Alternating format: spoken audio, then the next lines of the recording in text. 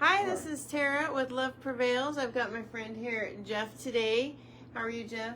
Good, how are you? I'm good. It's been a long time, Jeff, since I've been able to do a live feed because they're, with people's schedules, it's really hard to be able to meet face to face at 3:30 Mountain Standard Time. So we've done a lot of pre-recorded. So I'm super excited that you're here to do this with me live.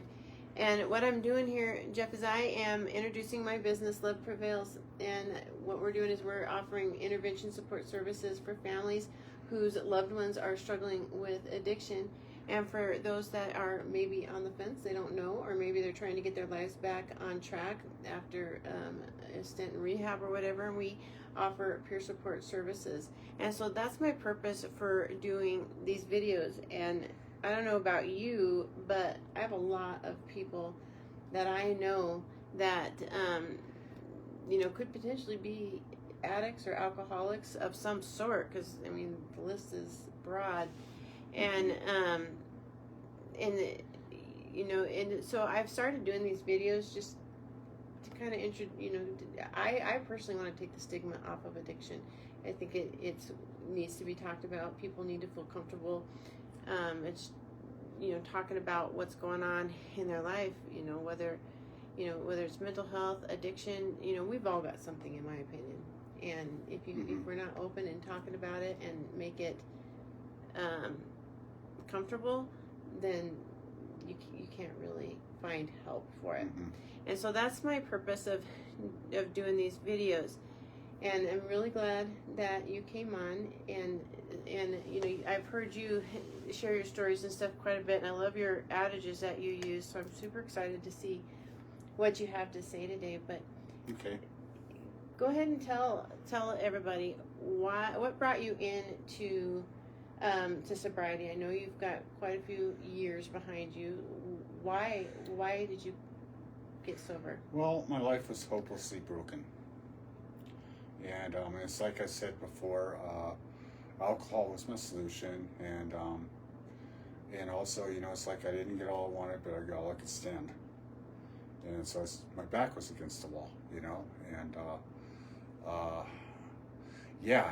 there's so many things that it talks about in the book, but one of them is that pitiful and incomprehensible demoralization, and it's just fresh out solutions,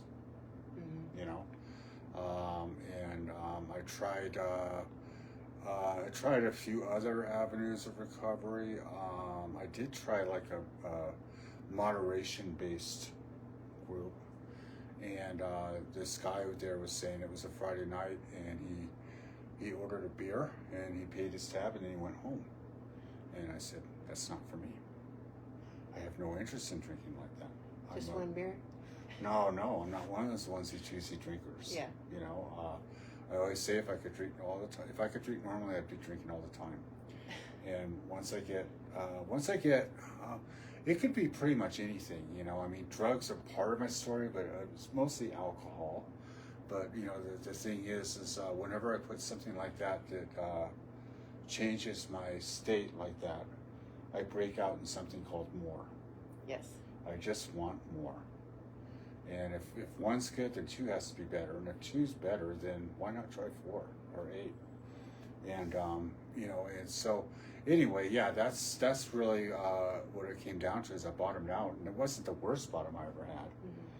But it was just like the one where I felt like I was ready to stop fighting.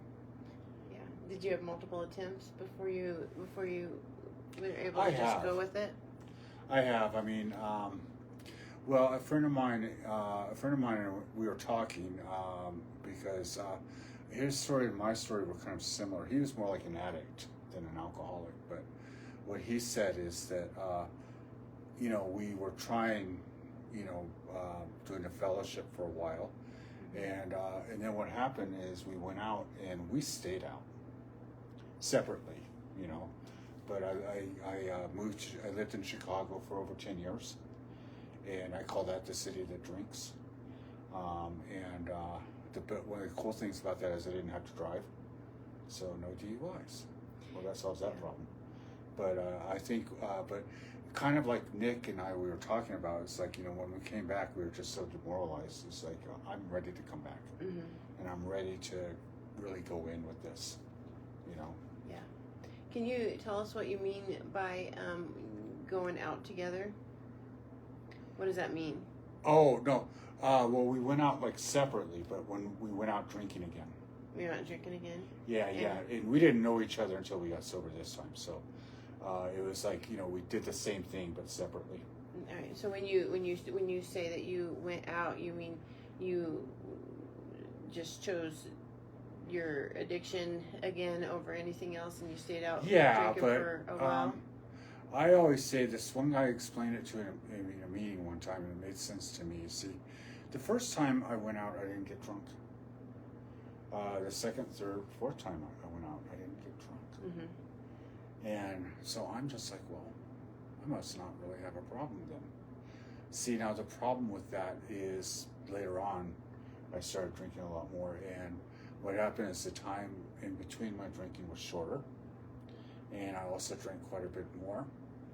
And there's like a lot of crazy stories, and we don't have that time to go into all those, but the bottom line is that, yeah, this one guy, he kind of explained it to you, you know, I wasn't drunk, but I was less sober. Mm-hmm. And that's what happened. And for me, the worst part of all that is that I had like these 3 or 4 examples where I didn't get loaded. So here it is. It's like 10 years later. And I'm saying, well, yeah, but you remember that time like 10 years ago I didn't get loaded. But I always got loaded, you know, in between there. And I was thinking about this one guy. He said that I didn't get in trouble every time I drank, but every time I got in trouble, somehow alcohol was involved. Yeah, so. I've heard other people talk about their relapses as it took 6 months for it to be full on. When I had my relapse, it was instant that day, and I didn't have a build up, and so I think that would be really difficult if you were good for a few days, then that would really play with your mind. Mine was just bam, it was there. I've heard other people talk about how your addiction is out there waiting for you. It's doing push-ups and running around the building, and if you do decide to go back, it's stronger than ever, and I definitely experienced that. Did you experience that? Yeah, and see, I was a lot younger too when I went out, and my body just put up with all kinds of stuff that it's just not going to put up with now, I don't think. But I remember this guy said something, I really agree with this. He said that, you know, if I were to go out and relapse, it would be like I had never stopped. You know, so it's not like I wouldn't even pick up where I left off. It would be like I'd never even stopped. Yeah. And there's a story about the guy that went to pieces quickly and was dead within 4 years. Yeah, that's scary. That's really scary. Yeah. There's something else you mentioned about, because I've heard about those programs of moderation, and that always interests me too, and that doesn't compute in my head, being able to moderate. But I swear I remember, because when I bought my house, I was watching these commercials, and they were on for a long time, it seemed like, about this pill, and it was even advertised as a pill that helped alcoholics be able to drink again. I remember that so vividly, but I think I'm the only one that remembers that. And I remember thinking at the time that that's crazy. And alcoholism wasn't even on the radar for me at that time, and I still thought it was crazy. And did you remember that? I don't remember that, but I'm the kind of guy I would space taking a pill one day, and I'd probably go out and drink. Yeah. So, but one thing I can tell you, it's interesting you mentioned that, because my sponsor, when I got sober this time and I went through the steps with, he's from Scandinavia, he's from Norway, and there they had conscription, so I think he had to do 6 months of naval service in the Norwegian Navy, and he was in all kinds of trouble with the law, and back then, and I looked this up, they're actually able to do this, but they surgically implanted antabuse in him, and it would dissolve after 6 months, and so he couldn't drink, even if he wanted to drink, because he would get violently ill. Now, what Morton told me, what he said is that you know, if alcohol was my problem, then those should have been the best 6 months of my life. Right. But they were the worst 6 months of my That life. sounds miserable. It sounds horrible because, you know, you have all these other sailors who are going out partying and stuff. You couldn't go. It's like the carrot. It's like having the carrot and the... Yeah. whatever. Look, but don't touch. Yep. It reminds me of a song all about that. Sit next to you can sit at the pool, but you can't take a swim. And I can't remember who sings that, but it's a whole song about being able to see what you want, but not being able to ever being able to touch it. Yeah. That would be miserable. I know. It's like the temptation every single day, just right there. Yeah. And you can't do that. Yeah. And it wasn't, you know, for him, it wouldn't have been just like a relapse. He would have gotten violently ill. Did he even try? No. Because, you know, because he knew what that would do to the if you drink on interviews. So now I'd be curious to hear his story and what made him decide to stay sober, because a lot of people would be just waiting for that 6 months to be over. Well, that's what he was. He was waiting. Yeah. Yeah. That's crazy. And he actually, as far as I know, he's missing in action. I think he might be in Utah, but he went out and drank again. Oh, that's too bad. Yeah, so a number of years ago. Yeah. And do you think he stayed out? I think well, I'm not sure. I really don't know. And how did that affect you, having your sponsor do that? Well, I thought it was interesting, and I thought it was, you know, I just say, but for the grace of God, go I. Yeah.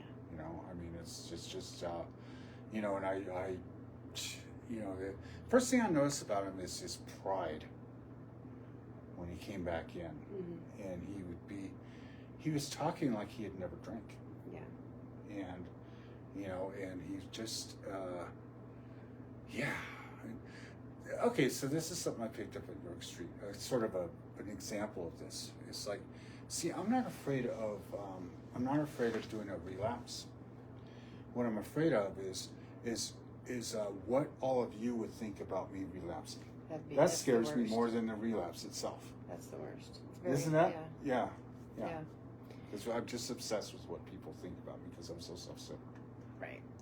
Yeah. I worry about what people think. To a point, I'm not as bad. I used to be way worse than I am now. Now I don't really care that much. There are some people that I care more than others, but when you mentioned that about your sponsor, you know, that brings up a really good point, because you know, we do work with other people, whether we work with a sponsor or we become sponsees, depending on the program that we're in. And, you know, I think that a lot of times for me, I'm looking for somebody that I view as better than me, that has it together. And I've heard multiple stories of sponsors drinking again, and that has to be devastating as a sponsee, to see somebody who you look up to and who you respect and trust go back out. But the truth is we're all human, and we do what humans do. And one day we're up, the next day we're down, and it's easy to put somebody on a pedestal, but they're just human still. Yeah, and I don't like that. I tell, I think it's sad. I mean, I never had any idea I'd be sober as long as I'm sober, you know. And what I say about this, I used to have this belief that when you're sober for over 20 years, you're supposed to really have your act together. I still have that belief. If you're sober for 20 years, you should have your act together. No. But you're just people. We're just people. And some of us have more growing up to do than others. Yeah. And, and some people are more engaged in the program than others. Yeah. You know, so you can get different results. And, you know, and it's like I said, you know, Morton and I, we had kind of, I stopped working with him because we had a disagreement over an issue with meds. Mm-hmm. So, you know, and he's just great, you know, and we're only human. Oh, before I forget, okay, that when I came back in this time, I went to a meeting, and this lady just said something that really, really helped me. She said that this isn't a, what is it? She said, this isn't an intelligence issue. It's not a financial issue. It's not an education issue. It's not it's not like a character issue. Mm-hmm. It's a disease. You know, and truth is, I have seen better men than me die from alcoholism. Yeah. Much better men than me. You know, and so I don't think it really has a lot to do with the person. Certainly, a lot of smarter people than me have. Yeah. And then maybe, I hate to say it, but maybe some people that aren't quite as bright. I've seen that too. So you know, Yeah. so it's just, you know, it really, I think it's just really about surrender. Yeah. You know, that's what it's about. That's what it was for me. It wasn't until I finally was able to surrender, but it took me a long time to figure out how that even looked. How do you even do that? Because I couldn't figure that out, and I grew up in a religious home.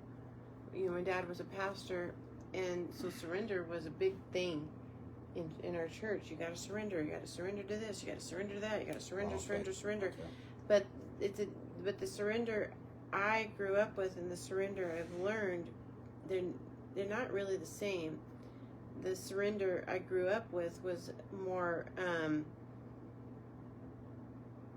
for me, and I know there's probably a lot of people that may be watching this that grew up in the same church I did or the same religion, but what I got from it, you know, they may have gotten something very different. It was very punishing, and you know, it was almost an impossible task.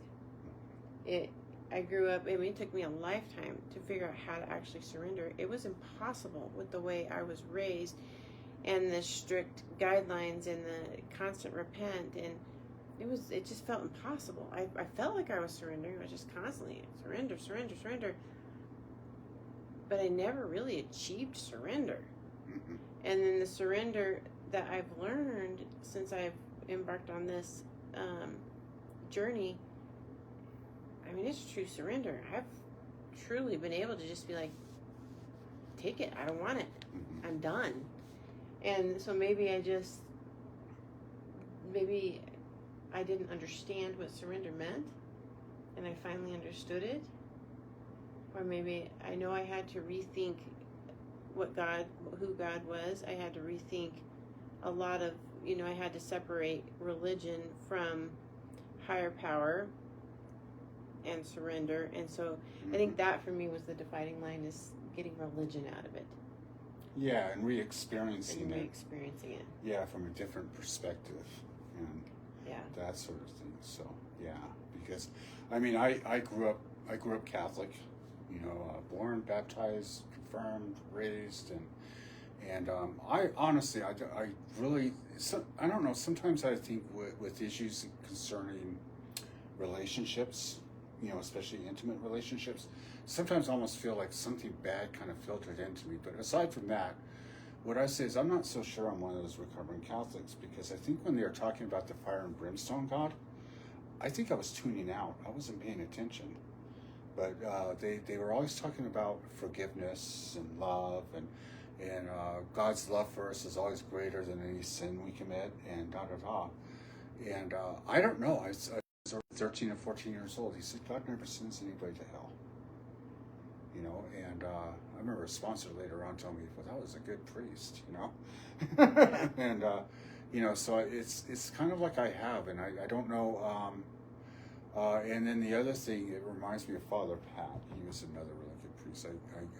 Anyway, what he said is that he had some fundamentalist evangelical friends. You might have heard this story before, but and what would happen is the way you do it with them is with their religion is you walk this fine line, you do all the right things, and then when you die, you get to spend eternity with this God you've been terrified of your whole life. You know, he just said, just send me to hell with everybody else. I have more friends there. Yeah. You know, so his whole point was, if you're going to lean into a higher power, you know, and you believe in eternity, lean into a higher power you would want to spend eternity with. Yeah. You know, and it's never made any sense for me to bait that like a scary God, a condemning God, a judgmental God. Right. Yeah. And that makes surrender easier. You know. Yeah, I had to rethink that too, and I was afraid of my higher power, and then I was able to rethink him, and I wasn't afraid of him anymore. I Yeah. still have the same God. I'm just not afraid of him. I see him differently. And so I'm very grateful for that. Yeah, yeah. And someone has said this before, but see, recovery for me, it's always reduction. It's always subtraction. It's never addition. So it's sort of like, unlearning all those things that I believed about God, about myself, about other people, about life.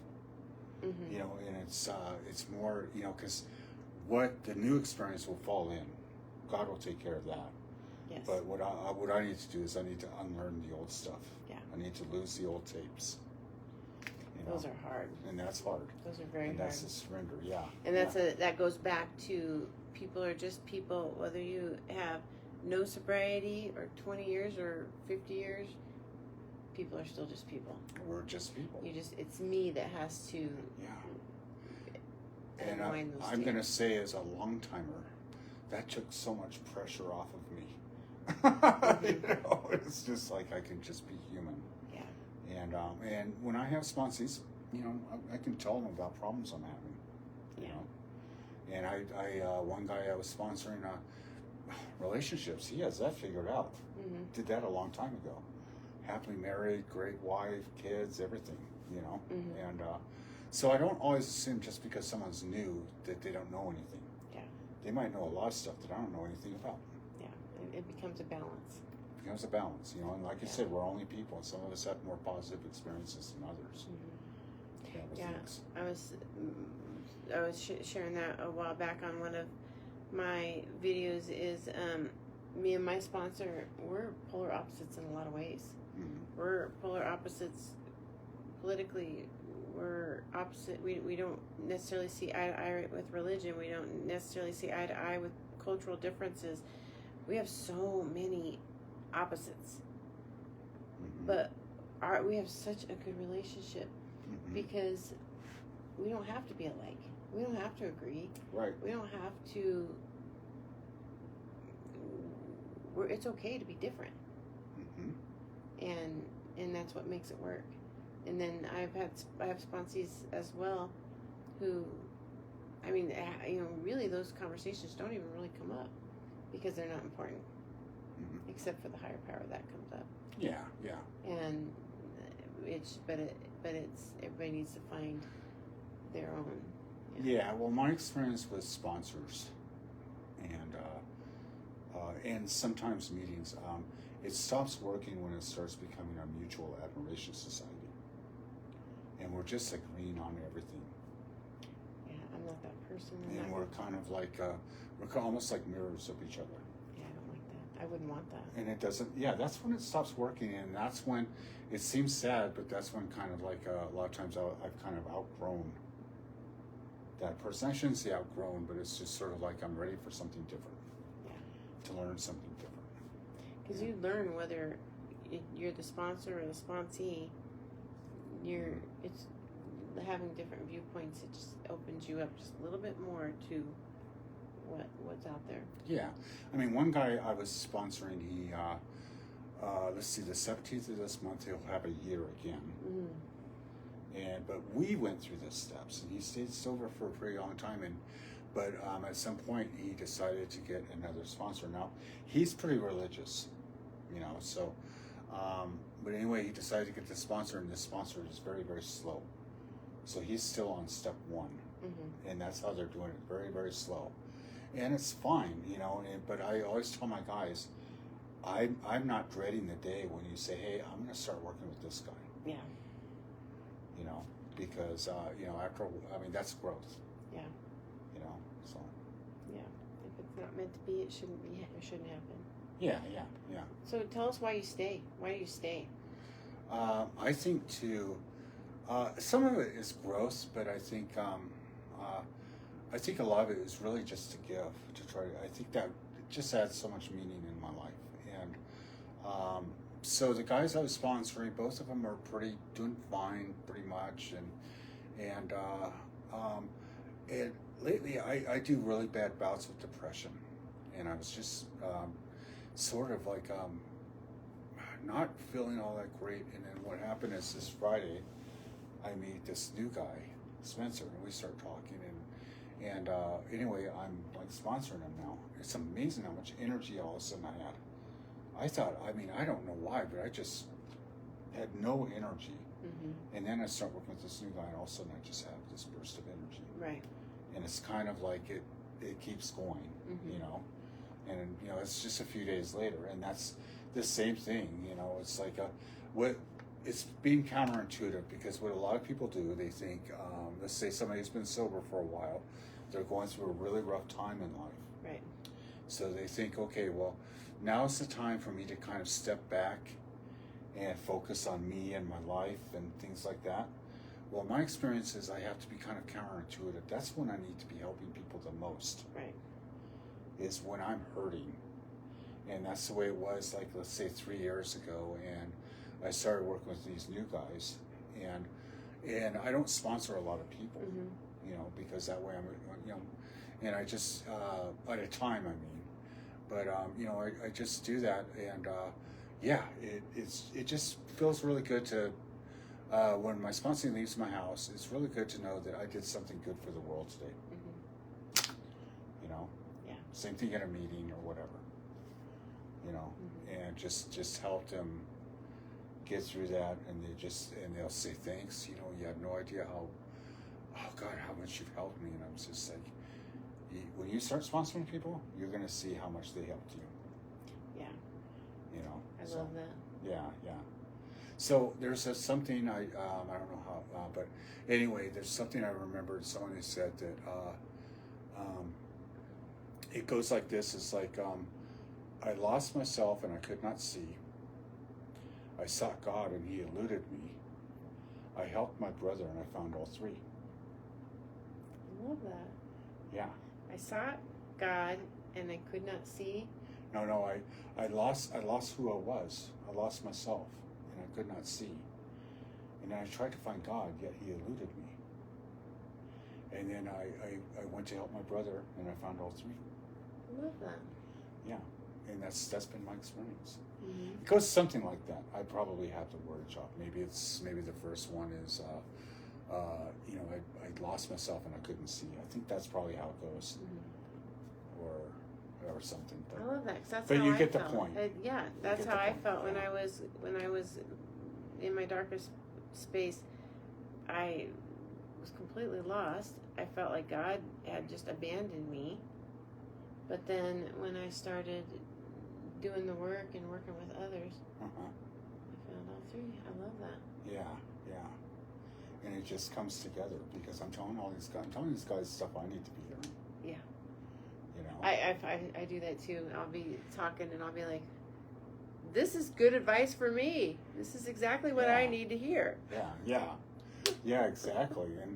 And it's, I don't know why, but I sometimes, I know, and I'm kind of going through this with a guy now, where it's just kind of like, so you're standing in front of a painting, and you're standing in the same place, and you're looking at exactly the same place in the painting, and you're not seeing anything else. But you think if you really double down on that, you're going to eventually figure it out and you'll solve the problem. Mm-hmm. But maybe if I just go over and try to help this person, I'm going to see it from a different perspective. And then I might see some solutions I wouldn't have seen before. Yeah. Because I just want to stay hyper-focused on that one little point. I've done that. Found solutions to my problems by talking somebody else through what they're going through. I've done that multiple times. I love that. Yeah. And this new guy that I actually started working with, he's going through an issue with a relationship. And he was talking to me, and I was just like, yeah, you know, something similar happened to me several years ago. And it was devastating, and without going into the actual experience. But yeah, and I was able to tell him what I did. Mm-hmm. And if you've ever been in that place where you're just in such dark, deep pain, and you don't think anything good's going to come out of this, and then like years later, I'm talking to this guy, and it's like that experience is able to help him. Yeah. And help him get some relief until we get through the steps and he gets to a long-term peace with it, you know. But I mean, oh boy, I cried. I was devastated. Yeah. And you know, and then it turns out that something very similar happened to him. You know, so, okay. I love that. Yeah. Well, Jeff, I'm really glad that you joined us today. It was really great talking with you, and I love the conversation. And you know, you've given us a lot of really good pieces of information that I think that a lot of people can use. And so I want to thank everybody that we had several people that joined us live. I'm very grateful for that. Again, if you or somebody you know are struggling with addiction, please contact me. My email address, my phone number, my website are in this, are linked to this video. Your best life is waiting for you. Connect with me and we'll find it together. If you or somebody you know would like to share their story, we'd love to have you. This is a lot of fun. I really enjoy these videos. I think they're a lot of fun. We'd love to have you connect with me so that we can get your interview scheduled. I hope everybody enjoys their week, and please like, share, comment, and let us know what you think of the videos. I hope you have a wonderful day. Thanks.